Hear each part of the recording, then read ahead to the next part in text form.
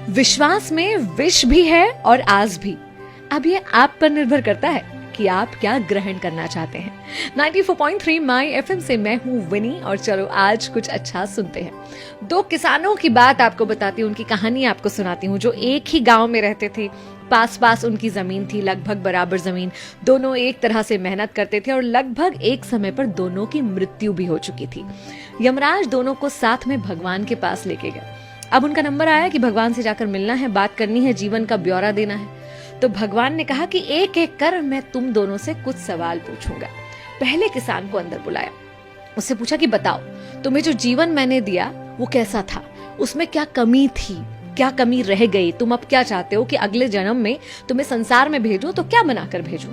वो किसान तो बड़ा ही रुष्ट, बड़ा ही गुस्से में आया और भगवान से बोला कि भगवान जी, आपने जो जिंदगी मुझे दी थी वो बहुत ही घटिया जिंदगी थी। क्या था मेरे पास, सारा जीवन बस मेहनत करता रहा और मेहनत करके सिर्फ उतना ही कमा पाया कि अपना और अपने परिवार का पेट भर सकूं। ना कभी अच्छे कपड़े पहने, ना कहीं घूमने गया, ना कहीं सैर करने गया, ना कभी अपने पत्नी बच्चों के या खुद के लिए कोई सुख सामग्री खरीद पाया।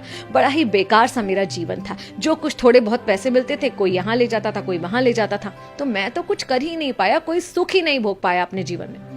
उसकी बात सुनकर कुछ समय मौन रहे भगवान। फिर उन्होंने कहा ठीक है, बताओ अगले जन्म में तुम कैसा जीवन चाहते हो। तो बड़ी आंखों में चमक लेकर उस किसान ने कहा कि ईश्वर, आप तो मुझे एक ऐसा जीवन देना जिसमें कोई मुझसे कुछ मांगे ना, चारों तरफ से हर कोई बस मुझे धन ही धन दे। भगवान ने कहा तथास्तु, जैसा तुमने मांगा है तुम्हें वैसा ही जीवन मिलेगा। उसके बाद भगवान ने दूसरे किसान को अंदर बुलाया, उससे भी वही सवाल पूछा कि कैसा था तुम्हारा जीवन, क्या कोई उसमें कमियां थीं, अगले जन्म में तुम्हें क्या बनाकर भेजूं संसार में। उस किसान ने हाथ जोड़कर सबसे पहले ईश्वर को धन्यवाद दिया और कहा धन्यवाद इस खूबसूरत जीवन के लिए जो आपने मुझे दिया था। इसमें तो कोई कमी नहीं थी प्रभु, अब आपसे क्या मांगू। आपने मुझे एक हंसता खेलता परिवार दिया, आपने मुझे स्वास्थ्य दिया, आपने मुझे एक जमीन दी जिस पर मेहनत करके मैं रोजी रोटी कमा पाता था। लेकिन हाँ, कमी थी तो बस एक चीज की। भगवान ने कहा क्या कमी थी। तो उसने कहा कि बस कभी कभी ऐसा होता था कि मेरे दरवाजे पर कोई भूखा प्यासा आता था और भोजन की कमी की वजह से मुझे उसे ना कहना पड़ता था, और इस बात का अफसोस मुझे सारी जिंदगी रहा कि मेरे दरवाजे से कोई भूखा प्यासा लौट गया। आज भी उस बात का अफसोस है। ईश्वर ने कहा तो क्या चाहते हो, अगले जन्म में संसार में क्या बनाकर भेजूं। उसने कहा बस ईश्वर, आपसे यही चाहता हूँ कि अगले जन्म में मुझे जो भी जीवन देना, लेकिन मेरे दरवाजे से कभी कोई भूखा प्यासा ना लौटे, मुझे इतना वरदान दे देना।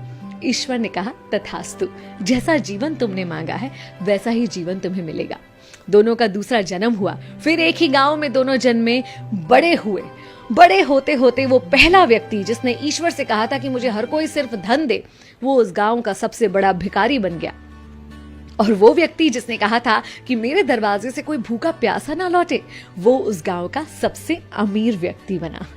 जिंदगियां एक सी हो सकती हैं, परिस्थितियां एक सी हो सकती, लेकिन आप खुश हैं या नहीं हैं, ये आपकी सोच पर निर्भर करता है। हर स्थिति के दो पहलू होते हैं, सकारात्मक और नकारात्मक। आप कैसे देखना चाहते हैं ये आप पर निर्भर करता है। हर पहलू को सकारात्मक तरीके से देखकर आप खुशनुमा जिंदगी बिता सकते हैं। खुशी जो है ना, वो आपकी मुट्ठी में है, आपके हाथ में है, कहीं बाहर मत ढूंढिए उसे। 94.3 माई एफएम से मैं विनी, चलो आज कुछ अच्छा सुनते हैं।